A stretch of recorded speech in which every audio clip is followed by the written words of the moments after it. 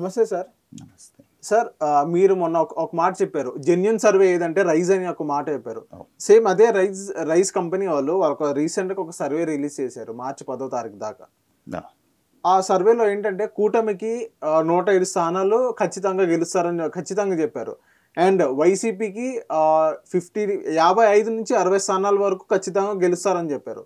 ఇది ఎంతవరకు తీసుకోవచ్చు? ఇదే సర్వే ఏదైతే వీళ్ళు రిపోర్ట్ ఇచ్చారో 107 కానీ 55 to 60 కానీ నెక్స్ట్ రేపు రాబోయే ఎలక్షన్కి ఇదే రిజల్ట్ అనేది కనిపించవచ్చా, లేకపోతే మార్పులు చేర్పులు అవ్వచ్చు అంటారా? అంటే ఇప్పుడు ఎలక్షన్ దగ్గరకు రాగానే రకరకాలైనటువంటి సర్వేలు వస్తున్నాయి, మనం చూస్తున్నాం. సో ఎవరికి తోచినట్టు ఎవరికి ఉన్నటువంటి వాళ్ళ దీని ప్రకారంగా వాళ్ళు ఇస్తున్నారు. అయితే వాటి యొక్క సాంకేతికత శాస్త్రీయత ఎంత అనేటువంటిది మనం చూస్తే కొన్ని ప్రశ్నార్థకంగా ఉన్నాయి.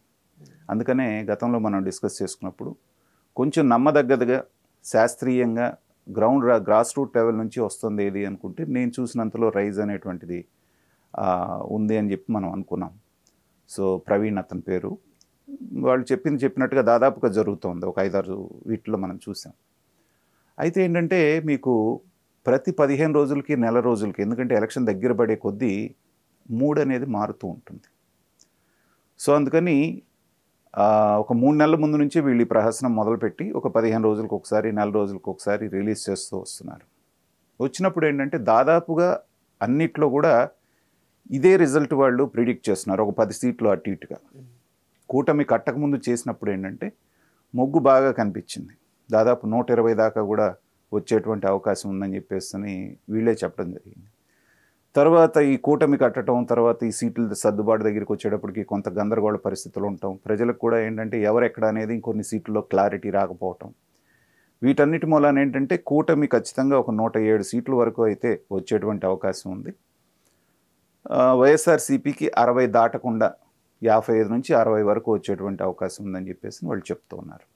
అయితే వీటిని మనం ఎందుకు నమ్మాల్సి వస్తుంది అంటే సహజంగానే ఎవరెవరికి స్థానబలం ఎక్కడుందో దాని ప్రకారంగానే వీళ్ళు చెప్తూ ఉన్నారు. సో ఉత్తరాంధ్ర, తర్వాత ఉభయ గోదావరి జిల్లాలు, కృష్ణా, గుంటూరు, కొంత ప్రకాశం వరకు ఈ కూటమికి ఈసారి చాలా పెద్ద ఎత్తున మార్పు వచ్చిందనేటువంటిది మనకు తెలుస్తోంది. అది కనపడుతూనే ఉంది. అలాగే నెల్లూరు జిల్లాలో కూడా దాదాపుగా పరిస్థితి అంతకుముందు ఒక్క సీటు కూడా రానటువంటి పరిస్థితి నుంచి ఇవాళ దాదాపుగా 7-8 సీట్లు వచ్చేటువంటి పరిస్థితి కూటమికి కూడా కనబడుతోంది. ఇకపోతే రాయలసీమ మిగిలినటువంటి 4 జిల్లాలు కనుక తీసుకుంటే 2019 ఎలక్షన్లో దారుణంగా మొత్తం ఉన్నటువంటి 52 సీట్లలో కేవలం ఒక 3 సీట్లు మాత్రమే వచ్చినాయి తెలుగుదేశం పార్టీకి. అది కూడా దాంట్లో ఎవరు? చంద్రబాబు నాయుడు గారు, బాలకృష్ణ అండ్ మన పయ్యావుల కేశవ్, ఈ ముగ్గురు మాత్రమే. దారుణాతి దారుణమైనటువంటి ఓటమి. కానీ అక్కడ కూడా ఇప్పుడు చూస్తే దాదాపుగా ఈక్వల్గా వచ్చేట్టుగా అక్కడ కనబడుతోంది. కొంత వైఎస్ఆర్సీపీకి ఎడ్జ్ ఉన్నప్పటికీ కూడా తెలుగుదేశం ఈ కూటమి పెర్ఫార్మెన్స్ కూడా బాగున్నట్టుగానే కనపడుతుంది. కాబట్టి ఈ ఒక్క సర్వేనే కాకుండా దాదాపుగా చాలా సర్వేలు కూడా అదే ఇండికేషన్స్ ఇస్తున్నాయి.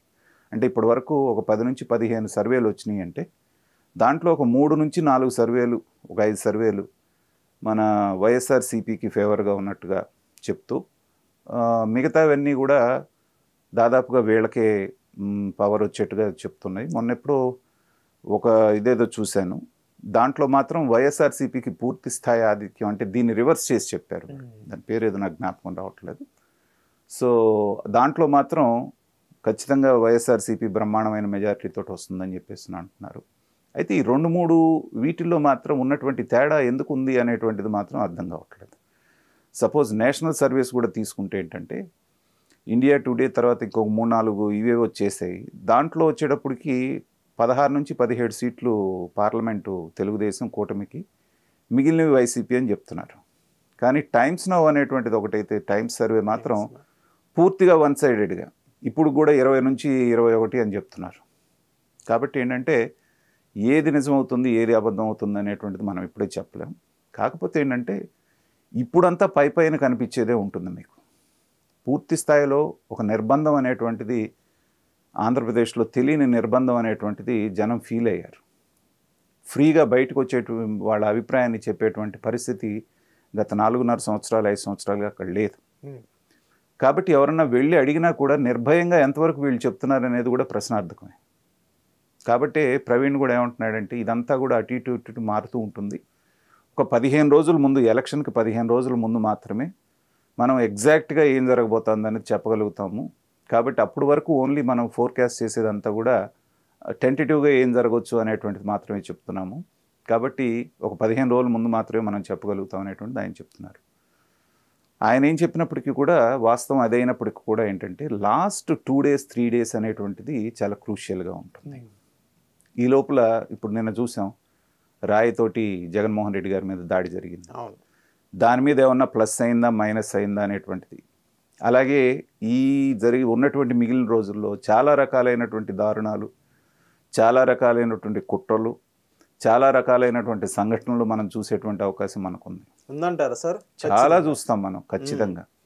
ఈసారి అంటే జరగకూడదని భగవంతుని ప్రార్థిస్తున్నాను, కానీ చాలా హింసాత్మకంగా కూడా ఉంటుందేమోనని భయం వేస్తుంది.